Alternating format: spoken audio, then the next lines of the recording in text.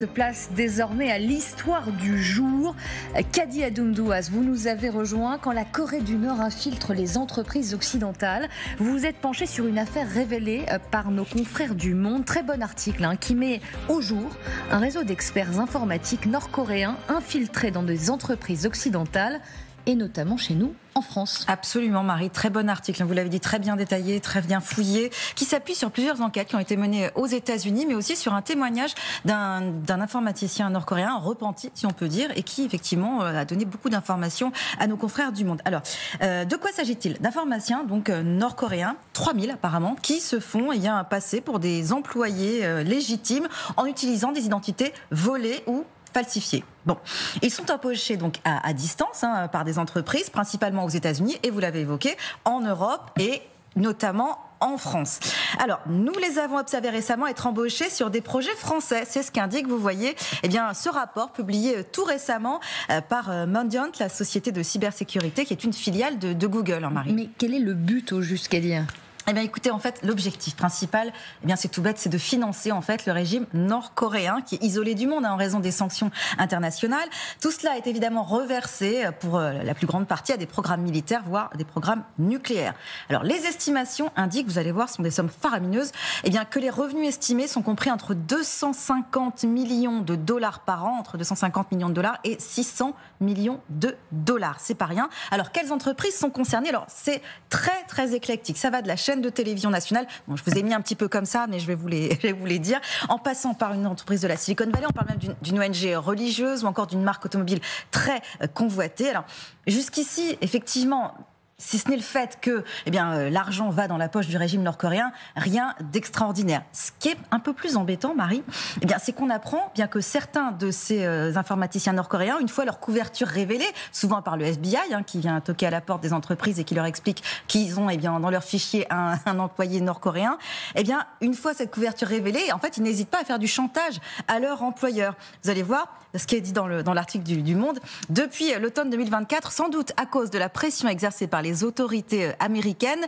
des arrestations, des inculpations, évidemment des saisies, certains adoptent une stratégie plus musclée, à savoir qu'après avoir été licenciés, ils peuvent se retourner contre leur employeur et tenter de le faire chanter en menaçant de publier en ligne des documents internes. Logique. Par ailleurs, ces développeurs, ils opèrent en Chine ou encore en Russie. Regardez, donc dans la province chinoise de Jilin ou encore autour de Vladivostok en Russie.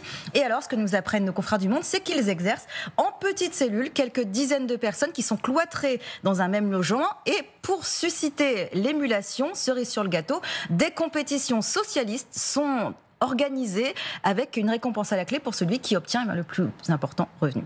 Fascinant, enquête et papier fascinant de nos confrères du Monde qui, encore une fois, en écho à la conférence de presse du chef d'état-major des armées qui le dit, tout de go, nous sommes aujourd'hui espionnés, visant évidemment la Russie, mais pas seulement, il évoquait aussi la Chine ou encore l'Iran.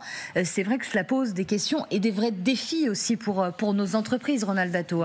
Même certains, j'enseigne à Sciences Po, j'ai été approché par des diplomates chinois de l'UNESCO, une dame qui voulait parler avec moi de la grandeur de la Chine dans le maintien de la paix, parce que je travaille beaucoup sur le peacekeeping et casque bleu. J'ai été approché aussi par le gouvernement chinois pour accompagner des diplomates chinois en Normandie sur les plages du débarquement avec rémunération. J'ai jamais répondu à ça. La Turquie aussi.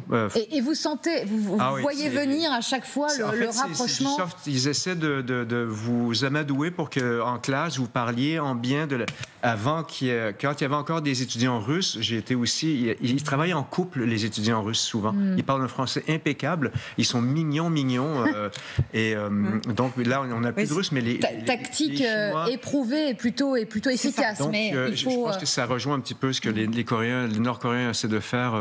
En ligne avec nous, quelqu'un qui connaît ces techniques de renseignement et d'espionnage par cœur. Raphaël Jérusalemi, merci de nous accorder ces quelques minutes en direct dans LCI Direct. Vous êtes ancien officier du renseignement, faut-il le rappeler, renseignement militaire israélien. Vous publiez d'ailleurs récemment Tribune de guerre 2023-2025.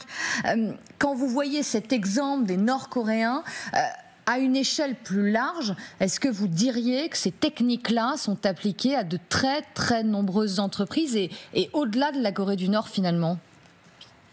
Oui, alors bien sûr, alors dans une certaine mesure, il s'agit d'espionnage que tout le monde fait, hein, c'est pas juste les Nord-Coréens qui font cela. Les Américains qui les poursuivent ne se privent pas eux-mêmes d'espionnage industriel et autres. La différence, c'est que ce que les Coréens ont besoin de faire, les Nord-Coréens, c'est de contourner les sanctions dont ils sont frappés. Ils ont absolument besoin de trouver des sociétés écrans, des moyens de faire venir du matériel vers la Corée du Nord, ou aussi effectivement de l'argent en utilisant ce qui est aujourd'hui le domaine de prédilection des hackers, hein, c'est tout ce qui est le domaine de la crypto-monnaie, où là il y a effectivement beaucoup de zones grises, beaucoup de souplesse qui permettent aux hackers de faire des transferts de fonds et des mouvements de fonds qui passent plus ou moins inaperçus. Alors, ce qui les caractérise aussi par rapport à d'autres services d'espionnage, c'est qu'ils ont le grand frère chinois.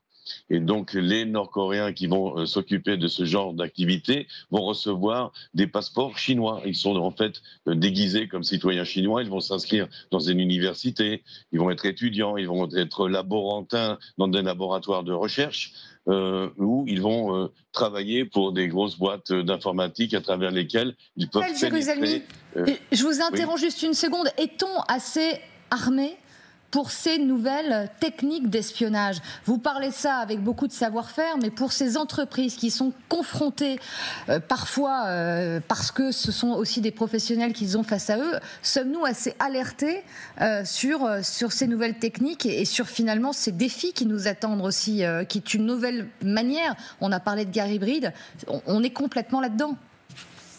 Alors oui, on n'est pas suffisamment équipé parce que d'une part, beaucoup de sociétés qui sont infiltrées n'ont pas véritablement besoin de se méfier à ce point. Ce sont des sociétés, comme vous les avez mentionnées avant, qui ne sont pas même des sociétés de défense ou de sécurité, qui peuvent être des sociétés civiles, qui sont en fait des portes d'entrée ou des fenêtres d'entrée vers d'autres informations, mais qui n'ont pas, eux, besoin d'avoir une cybersécurité plus que la normale.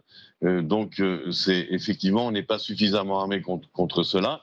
La seule façon, en plus, de détecter ces activités de cyber, c'est lorsque l'agent commet une incartade ou commet une bévue. C'est-à-dire, il va creuser un peu trop loin et un peu trop profond. Grégory Philippe, ça a une question pour vous, Raphaël Jérusalemi. Non, ce qui est fascinant dans cette affaire, et vous le mentionniez à l'instant, c'est aussi l'aspect recherche de devises, parce qu'effectivement, la Corée du Nord est soumise à des sanctions internationales. On envoie ces travailleurs, et apparemment ça se fait depuis plusieurs années, en Chine, en Russie, dans plusieurs pays d'Asie du Sud-Est, pour qu'ils travaillent. C'est même littéralement du travail forcé. C'est-à-dire qu'on les envoie travailler dans telle ou telle entreprise.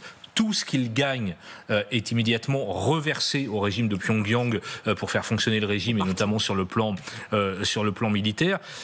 Cet aspect recherche de devises et contournement des sanctions est assez fascinant. Et ce qui est surprenant dans ce qu'on apprend aujourd'hui, c'est que c'est plus seulement en Russie, en Chine ou en Asie, c'est aussi aux États-Unis. Oui, c'est tout à fait exact. Vraiment, la crypto-monnaie, c'est le paradis du hacker. On a des gens qui sont tout simplement des mafieux, hein, qui s'amusent avec ça et qui arrivent à détourner des fonds assez importants. On a eu des cas assez spectaculaires l'année dernière.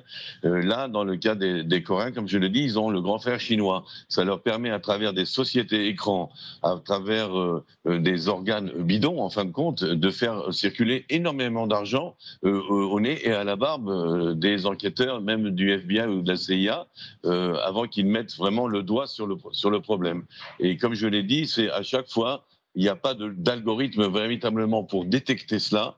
Ce n'est que lorsqu'il y a un mouvement informatique qui est louche, qu'on peut vraiment commencer à remonter la filière. Et pour cela, il faut que l'informaticien, le hacker, ait un petit peu trop confiance en lui et, comme je l'ai dit, creuse trop profond, s'insère trop intérieurement dans le système d'une société. Et là, ça éveille effectivement les soupçons. Mais avant cela, il peut opérer pendant des mois avant d'être repéré, c'est certain. Raphaël Jérusalemi, en un mot, vous, l'ancien officier du renseignement militaire israélien, vous connaissez ça par cœur, un chef d'entreprise qui nous regarde là aujourd'hui, peut-être un conseil pour éviter, parce qu'on le comprend, hein, certains cas sont dramatiques aussi, parce que ce sont des révélations en chaîne de secrets de production, de documents internes qui sont publiés.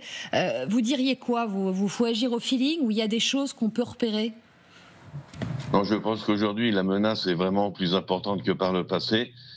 Et que si on a le temps et les moyens, c'est de s'adresser à des sociétés spécialisées de cybersécurité pour bien se protéger, car aujourd'hui, vraiment, tout le monde est à découvert et c'est dangereux, même pour une entreprise qui n'est pas apparemment liée à de la défense ou de la sécurité, mais qui peut être infiltrée et utilisée.